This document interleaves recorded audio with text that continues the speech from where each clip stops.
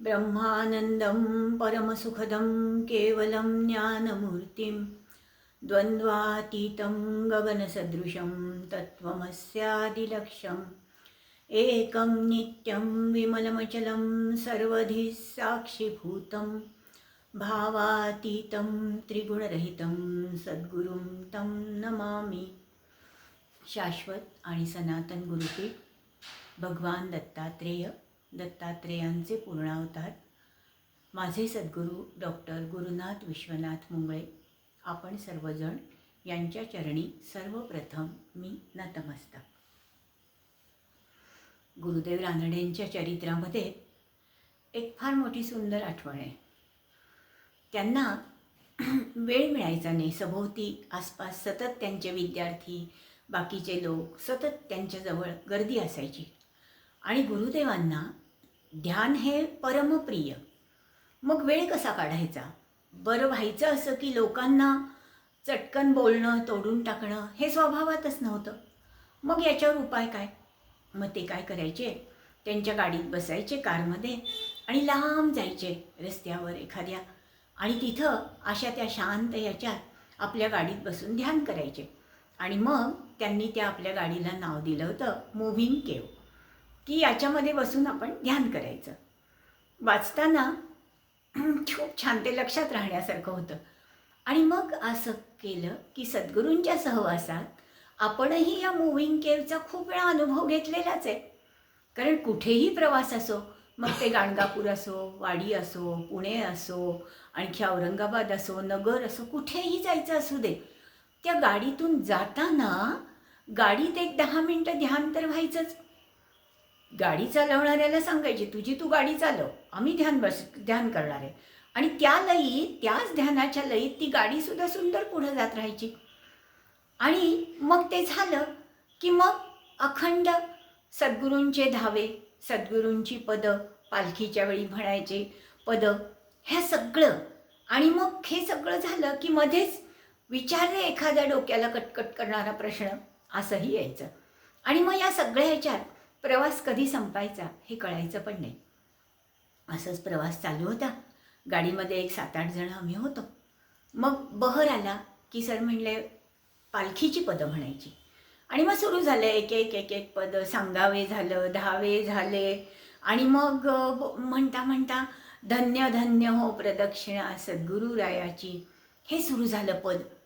ऐकणारे रंगून गेले, म्हणणारे रंगून गेले होते. म्हणता म्हणता म्हणता मग त्याच्यामध्ये आलं की कोटी ब्रह्म हत्या हरती करिता दंडवत, लोटांगण घालिता मोक्ष लागे पायास, धन्य धन्य हो प्रदक्षिणा सद्गुरुरायाची. असं ते सुरू झालं. ते म्हणायच्या ओघात पुढं पुढं जात राहिलं. सगळं झालं, शांत डोळे मिटून पद म्हणून झालं. आणि त्याचा आनंद आत अनुभवत असतानाच एक तिरका प्रश्न आलाच. झालं काय? काय म्हणे, ओ किती सोपं आहे अध्यात्म. मग सर म्हणले, का रे बाबा, तुला एकदम सोपं कसं काय वाटायला लागलं? असं विचारलं. काही नाही म्हणलं, आता तुम्ही म्हणत होता की म्हणे सगळे की लोटांगण घालता मोक्ष लागे पायास, कोटी ब्रह्महत्या हरती करता दंडवत. अहो सोपं आहे म्हणले. काय करून या, माणसं मारून या, काही करा, एक लोटांगण घाला, झालं की म्हणले, एक दंडवत घाला, संपला विषय. मग काय, फारच सोपं आहे म्हणले हे. ही तर म्हणलं काय काय करून काही बसतोय आम्ही, अमक करतोय, ते काय गरज नाही म्हटले. एक आपलं काही करून यावं, एक लोटांगण घाला, एक दंडवत घाला, झालं. कशाला ते मोक्ष मिळवायसाठी धडपड करायची, कशाला काय म्हणे चांगलं वागा ना अमुक करा, काय गरज नाही ना या सगळ्याची. सर किती त्याने बुद्धिवाद असा अगदी त्यांच्या चेहऱ्यावर, म्हणजे की वा मी कसा प्रश्न विचारला. झालं. सर म्हणले, अगदी बरोबर आहे तुझं, फक्त शब्दाचा अर्थ कळायला त्याला उपासना करावी लागते रे बाळा. शब्दाचा अर्थ शब्दात नसतो, शब्दात लपलेला अर्थ असतो. आणि तो कळायसाठी एक ठराविक आपलं हे व्हायलाच लागतं रे. सद्गुरुनाथ महाराजांचं इतकं जर सोपं असतं तर सगळेच आत्ता मोक्षाचे अधिकारी झाले असते आणि सगळ्यांनाच झालं असतं की रे. इतकं सोपं नाही आहे हे. फक्त शब्दातला अर्थ हुडकण्यासाठी आपल्याला त्याचा म, शोध घ्यावा लागतो, त्याचा मागोवा घ्यावा लागतो आणि आपण त्याचा अर्थ समजून घ्यावा लागतो. हे खूप महत्त्वाचं आहे. आता बघ, तू काय म्हणलास? कोटी ब्रह्महत्या. तू काय अर्थ लावलास?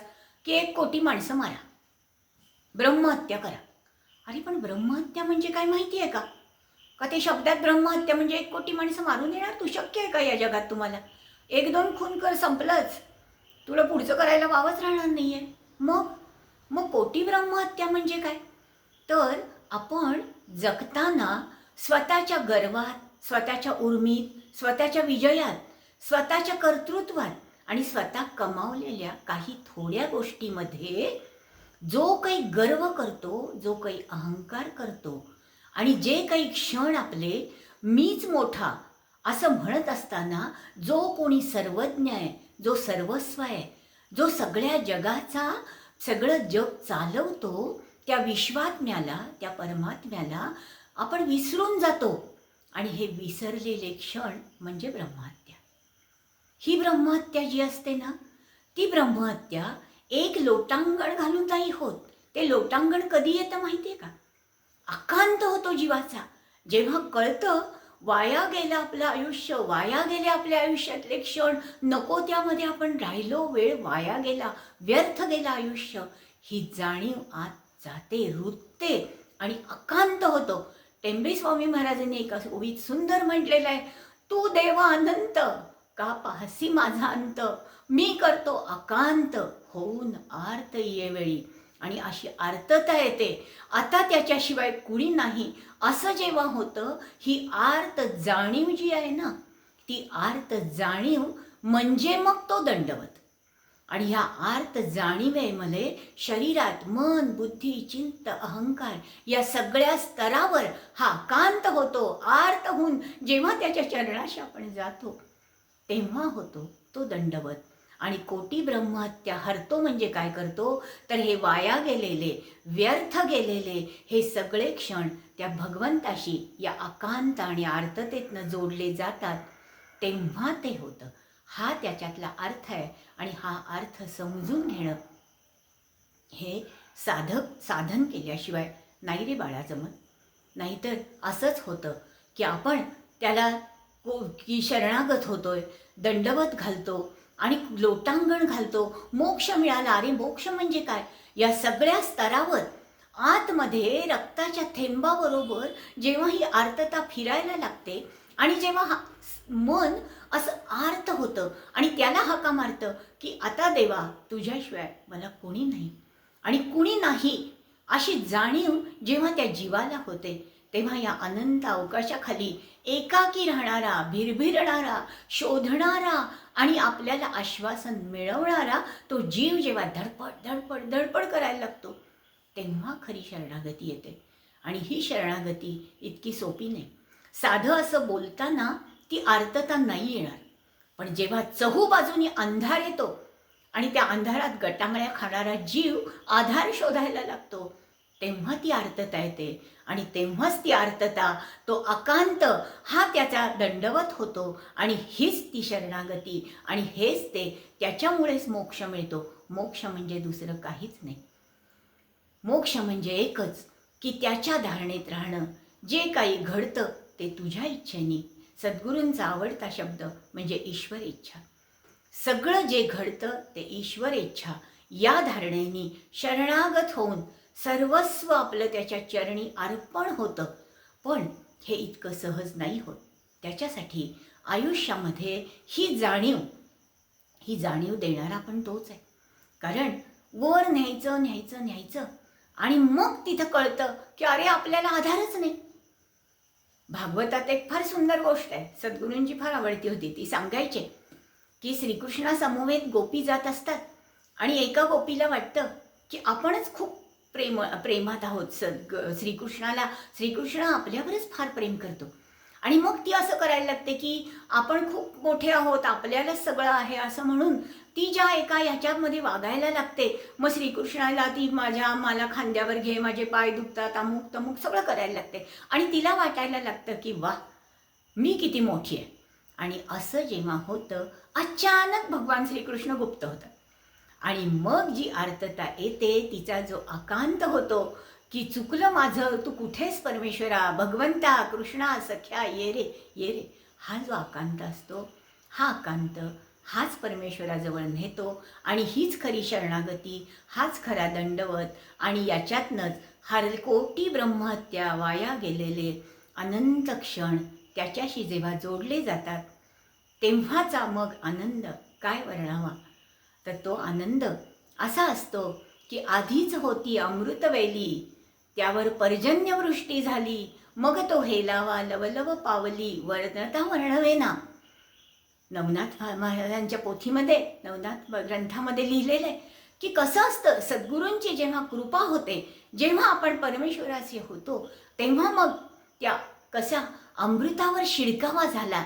आणि मग जे तरारून उठलेलं चैतन्य असतं, त्या चैतन्याची शोभा वर्णन करता येत नाही, त्या चैतन्याची शोभा शब्दात सांगता येत नाही, त्या चैतन्याची शोभा वर्णन करता येत नाही. ती फक्त अनुभवता येते आणि ती अनुभवावीच लागते. आणि हा अनुभव म्हणजेच आपली उपासना, हा अनुभव म्हणजेच आपली प्रचिती, हा अनुभव हीच आपली अनुभूती. ही प्रचिती, ही अनुभूती, हे वाया गेलेले अनंत क्षण सद्गुरुनाथ महाराज जोडून घ्या. हे आपल्यापर्यंत, ही आर्तता, हा कांत आपल्यापर्यंत पोचावा, याच्यासाठी घातलेलं हे लोटांगण आपण मान्य करा, स्वीकार करा. हीच आपल्या चरणी प्रार्थना. सद्गुरुनाथ महाराज की जय.